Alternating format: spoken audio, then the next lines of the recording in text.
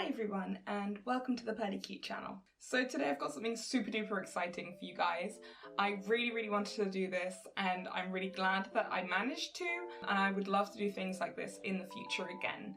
So I'm super duper excited to get into this. But before we do, make sure to subscribe to my channel. It's free, it's easy, and it really helps me out. Over 50% of you aren't currently subscribed, so it would really help if you just click on that subscribe button. Thank you, and let's get into the content.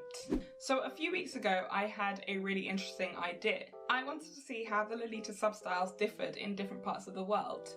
So I asked people on Ruffle Chat to fill out a quick survey on the subject, and I got 221 replies. Thank you all so much to everyone who participated in it. When I do things like this in the future, I'm going to reach out on my YouTube and my Instagram, so make sure you're subscribed and following me. So those of you who saw this on Ruffle Chat, I'm sure are awaiting the results, so let's just get right into them. I have stalled long enough, let's get into these results. Oh, these are dirty. So in my survey, I asked 9 questions. How old are you? What country do you currently reside in? Is this the country you have resided in for the majority of your life? If not, which country have you lived in the longest? What is the main substyle you wear? Do you stick to wearing one substyle or do you wear a mixture? What is your favourite Japanese brand? What is your favourite brand in general? And do you usually buy new or second hand? So I know you're probably thinking, what are these questions? Like, there's so many more than just what substyle do you wear and what part of the world do you live in? But I wanted to know more. I wanted to be a real scientist.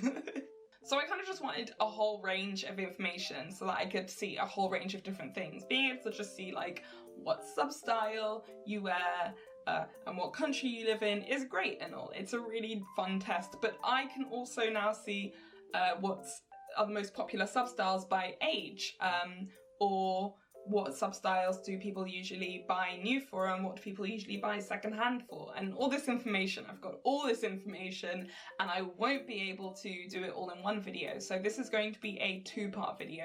I probably should have said that at the beginning. Forgive me, I've been doing YouTube for only 6 months. Anyway, what was I saying? So this video is going to be a 2-parter. In this video, I'm going to talk about the popularity of substyles versus country. We're going to have a look at if people mix their substyles or just wear one substyle. And we're going to have a look at people's age and how people's favourite brands vary as well. Lots to get into! So let's start off looking at how the popularity of the substyles varies in each country. I had a hypothesis about this. I had a little hypothesis because yes, I am a scientist. See my science glasses? I know they're tinted, I couldn't find my clear ones, so I had to go with second best. Really getting off topic here. I had a few hypotheses about this in general. I had a hypothesis that Sweet would be the most popular brand overall in the whole world. But then I also had hypotheses about different parts of the world as well. So I thought that in North America and the Americas in general, Sweet would be the most popular, followed by Gothic, then Classic, and then Old School. In fact, in every single one of my hypotheses, I put Old School at the bottom. Even though Old School is super trendy right now, I don't think a lot of people are actually into it. I think it's a very small minority of people who wear the substyle, so I've put that one at the bottom for all of them. The other reason why I have put it at the bottom as well is because a lot of people who wear Old School don't solely wear Old School and usually tend to wear Sweet and do Old School on the side. And so they would categorise themselves as a Sweet Lolita and not an Old School Lolita. However, in Europe, I thought that Gothic and Classic would actually be switched around, so it would go Sweet, Classic, Gothic, Old School. But I also thought that Classic and Gothic would be very close in popularity. And then I think we would see the same trend in Asia as well. I think it would go Sweet, Classic, Gothic, Old School. I tend to see more Classic coordinates coming from Asia than Gothic, so that's why I've put them in this order. I think Gothic coordinates from Asian countries are quite few and far between. They're very rare. So it's important to note that the graphs that I'm about to show are by percentage in each country. So obviously the numbers varied quite a lot. I had a lot of entries from the United Kingdom and the United States and Canada. Those were probably the 3 countries where I had the most entries from. But then a lot of other European countries and other countries in general, of the Asian countries, I had very few. So I just realised it's difficult to talk about Oceania. I'm very sorry, Australia and New Zealand. I think we'll see the same thing happening in Oceania as we do in the Americas. I think it will go sweet, gothic, classic, old school. There are a lot of similarities between Europe and Australia in other ways, but when it comes to fashion, I see that Australia and America kind of do the same thing. So I think we'll see that reflected here. We'll see that Australia and America are kind of both going on the same track. They're both. So a lot of the countries had quite a few entries, so I actually grouped them together by areas so that we could kind of get a good grasp on it. So take these results with a pinch of salt. I'm going to talk more about what I would change later and how I would kind of change the results that I've got. But for now, this is what we've got and this is what we're going with. I think that they're going to really show what the trends are in North America and I want to say Europe, but I think it's really solely the United Kingdom. But they won't really show very well other parts of the world just because not a lot of people in those parts of the world took part in this survey. I also did make a graph that was all of the countries and all of the substyles, but it was a mess. You can't tell what's going on, so we're going to scrap that. So obviously I asked 3 questions surrounding where people lived. I asked where they currently live, if that's where they've lived the longest, and if not, where they have lived the longest. Because I know that a lot of people travel, I know people move to different countries, and I think the country that you grew up in is going to have quite a strong influence on what kind of clothes you like to wear. So this graph shows the percentage popularity of each substyle against the country where the participants are currently residing in. And oh my gosh! Okay, so I got some of them right. Like Europe. I feel like I got Europe pretty spot on. Congratulations to me. But apart from that, I pretty much got them all wrong. So North America actually has classic coming in second. It goes sweet, classic, gothic, old school. And that's about the closest that I got it. I'm really amazed by these results, I'm not gonna lie. But before we discuss them anymore, I'm just gonna pop the other graph on. This is the graph showing where people came from originally, where the country that they've lived in for the longest period of time. And it's not that much different. It's pretty much the same. So in Central and South America, I did not expect this. I did not expect this result, but I didn't expect it, but looking back on it now, it kind of makes sense. So Gothic is extremely popular in this part of the world. And old school and sweet are kind of battling it out. I think if we had more people doing it, sweet would definitely push past old school. But old school seems to have some kind of popularity in Central and South America. So moving on to Asia, I was really, really surprised by this. There was actually one country, Indonesia, in which everyone said that they predominantly wore old school. I thought classic would be very popular in Asia. I see a lot of classic lolitas from that part of the world, especially in places like China and Malaysia. I think that there are a lot of classic lolitas, but I was expecting Sweet Lolita to come out on top, but it didn't, which was quite interesting. It was very interesting. And then in Oceania, Sweet wins. Sweet won. It literally wrecked the others. Like, there was no chance for anything else in Oceania. Sweet definitely reigns supreme there. And I'm kind of wondering if that might be a lasting effect from Deerstalker Pictures. They're only in a small part of the country, so it probably isn't that. But obviously, Deerstalker Pictures had a massive impact on the Western community.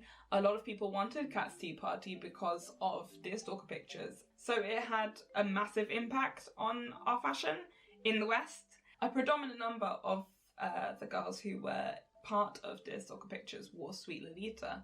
So that could be an option. Or maybe just people like Sweet Lolita in Australia. That's also an option. Also, if you want to know what the popularity of substyles were across the world, then here you go. So almost 50% of participants said that sweet was their main style, followed by classic, which was just over 25%, followed by gothic, and then old school. But moving on from that, let's have a look at if people mix up their substyles or if they stick solely to one style. Now, I am a one-styler. I stick only to sweet. I don't stray. I love sweet. It has my soul. Angelic Pretty also has my soul. And so I hypothesized that it would be the case for most people. I thought that most people would stick to one substyle, or I thought that we would just see a 50-50 split. It wouldn't be that different. Half people would mix it up, half people would just wear one substyle. I also thought that for economy's sake, people would stick to one substyle because having a lot of different substyles means you have to spend more money. So I thought a lot of people probably would want to be more than one substyle, but would probably just stick to one substyle. I said substyle a tremendous amount of times. So to my surprise, 75% of people mix up their style. It's only 25% of us who don't. We are the minority, and therefore you must worship us because we are the best. But I also looked at it against the age of participants and also against participants who buy new usually or buy second hand usually. Now my hypothesis to do with age is that as Lolitas get older, they would probably mix their substyles more as they have more money, and so they can dive into different substyles if they wanted to. And my hypothesis to do with whether people were buying new or second hand, I thought people who only wore one substyle would probably buy new more often than participants who wore a mixture of styles. And again, this is to do with money. I think those who mix their substyles need to buy more clothes and therefore want to buy them cheaper so that they can buy more clothes and therefore buy second hand. Obviously, this doesn't completely work with Lolita when you kind of break it down because a lot of things that go for second hand are actually as expensive or more expensive than new. So I guess it doesn't really make any sense, but that was my thinking. So firstly, looking at mix versus substyle against age. And yes, indeed, we do see the trend that I thought we would see. As Lolitas get older, they tend to mix up their substyles and tend not to stick to one substyle. However, it gets really weird in the 35 plus category because it's like 50-50 and I'm really unsure as to why that happened. So now looking at mix versus one substyle against buying new and second hand. And again, I was right.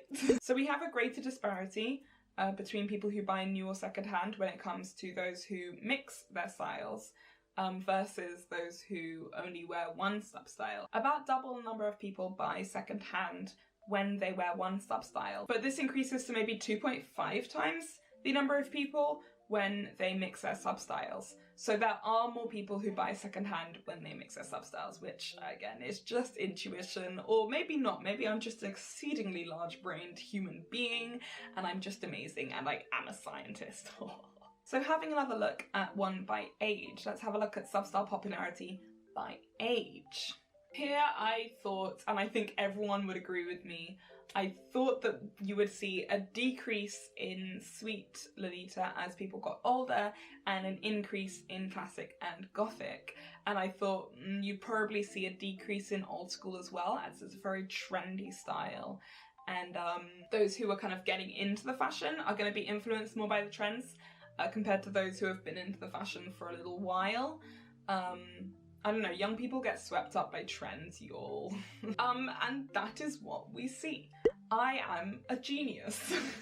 So you could pretty much draw a straight line of Sweet declining and Classic inclining. And to be fair, Gothic kind of increases, like a few more people wear Gothic, but then it kind of decreases again. To be fair, I could totally understand that because I think Classic is probably the most mature style of them all. I think Gothic is still too alternative to be mature, but classic is very toned down, it's very work friendly, and also, as I predicted, old school declined as well. So moving on, we've got 2 more graphs to look at. We're almost at the end of part 1. I hope you've been having a good time. Firstly, let's have a look at favourite brand by age. In this, I asked what your favourite Japanese brand was. I haven't included the other brands yet, that's what I'm going to do in part 2, but in part 1 we're only looking at Japanese brands, and I gave a list of Japanese brands that you could tick, but I also had an other box so that people could write down whichever Japanese brand they wanted to if it wasn't on the list, as I definitely left quite a few off because I didn't think they would be that popular to include. However, there are a few entries I couldn't include as people put down multiple brands because they couldn't decide on one, or they put down brands that I wouldn't really consider as Japanese brands. They are Japanese. There were quite a few things that were Japanese, but I wouldn't say that they were like the brando. And that's really what I was trying to get at. So I think I got someone put down Bodyline, and I don't include that as a Japanese brand. That's all the disclaimer that I had to do. So let's have a look at what the results were. So I thought the favourite brands would kind of go along the same lines as the substyles that people wore most often. That being that we would see brands like Angelic Pretty, Baby the Stars Shine Bright, and Metamorphose be very popular within the younger age groups, but as we go up in age, we would see brands like Victorian Maiden, Innocent World, and Moi Même Moitié be more popular. Now there was way too much information because there are so many brands, I couldn't put them all in the same graph, so we're going to have a look at all the graphs separately, starting with the under 18-year-olds. So, hi guys, hey. I thought Angelic Pretty would be the most popular among younger Lolitas, but actually, Baby the Stars Shine Bright actually took the gold. In second place, however, we did see our good friend Angelic Pretty, and taking the bronze is Meta. So then moving on to the 18 to 24-year-olds, you see a much bigger variety in brands. To be fair, when I did the under 18 one, I didn't think that much of it, but then seeing the 18 to 24 category, I was like, oh snap, not a lot of under 18s chose a lot of different brands. They really just did stick to those main 3 brands, which I thought was really interesting. This might be because they haven't really had time to look up different brands. They are probably very new to Lolita still, so they haven't heard of different brands. But I thought that was quite an interesting thing to see. So here, Angelic Pretty does take the gold, followed by Baby the Stars Shine Bright, which is then followed by a mixture of 3 brands, actually. Meta, Moitié, and Innocent World, which I thought was quite interesting, actually, but also kind of expected. After AP, Baby, and Meta, I think Moitié and Innocent World are the next 2 most popular brands, so it does make sense. Then looking at the 25 to 29-year-olds, Angelic Pretty literally, it runs away with the gold. Suddenly we're all AP stans again. Hi, I'm part of this category. Meta actually takes the silver, and then Baby comes in with the bronze. Followed again by Innocent World, but actually Alice and the Pirates jumps in here as well. Also, there were quite a few people here who put Atelier Boz as their favourite, which I thought was quite interesting. So moving on to the 30 to 34-year-old bracket.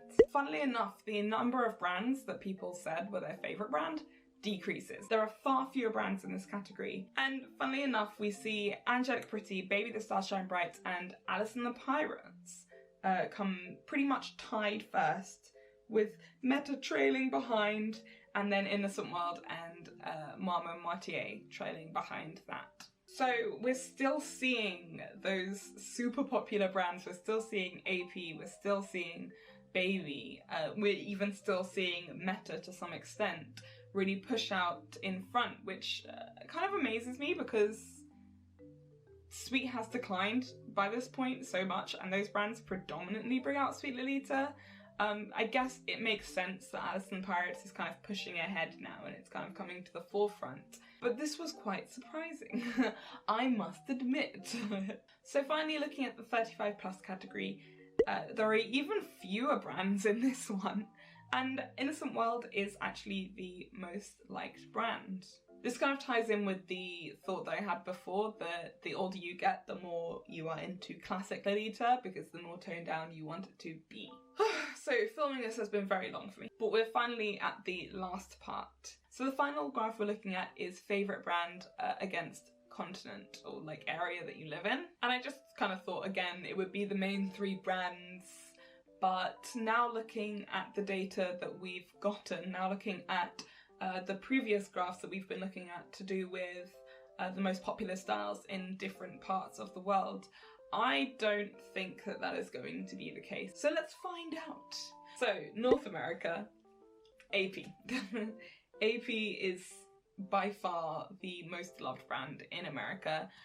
It makes sense though, because they have an Angelic Pretty there. Almost a third of participants in North America had Angelic Pretty as their favourite brand, and there's just nothing that comes close. But there were a lot of brands, a lot of people picked different brands.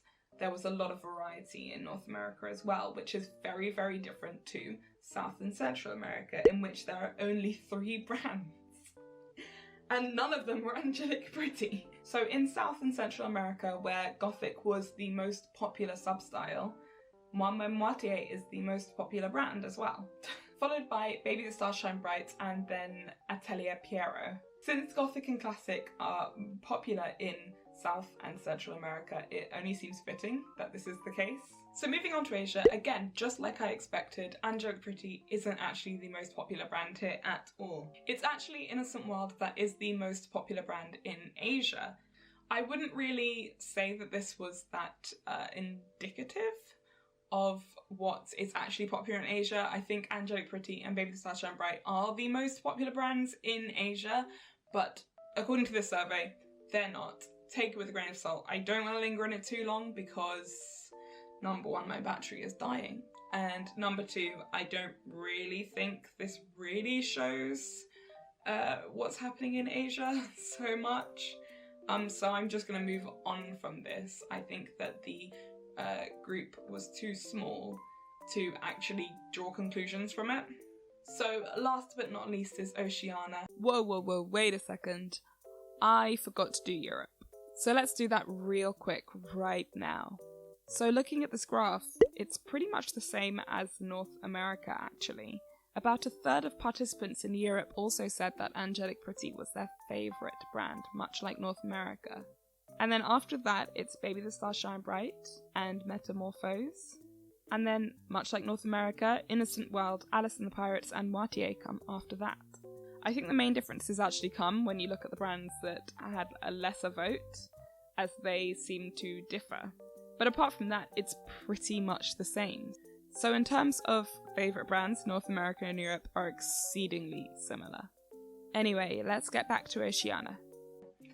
Angelic Pretty was the most popular brand. What did you expect? That's followed by Baby the Stars Shine Bright, which is followed by Antique Beast that got 1 vote. Take it as you will. I think that Antique Beast isn't that popular of a brand. Otherwise we would have seen it in other categories. I just think that we got a bit of an outlier there. But Angelic Pretty and Baby the Stars Shine Bright sounds about right for Oceania. So those make sense. Anyway, I was just trying to finish those as quickly as I could as my battery is dying and I do need to go and cook dinner. So that is all that we're going to be looking at for this part. In the next part, we'll be looking at a few other things. There is so much to talk about from this survey. It's not all complete 100% this is how it is in these countries, but it is a good look into countries, especially North America and Europe. I think it's quite a good insight into those parts of the world. So thank you for watching, and as always, thank you for liking, commenting and subscribing, and I will see you in the next part of this 2-part series. Bye! Mwah!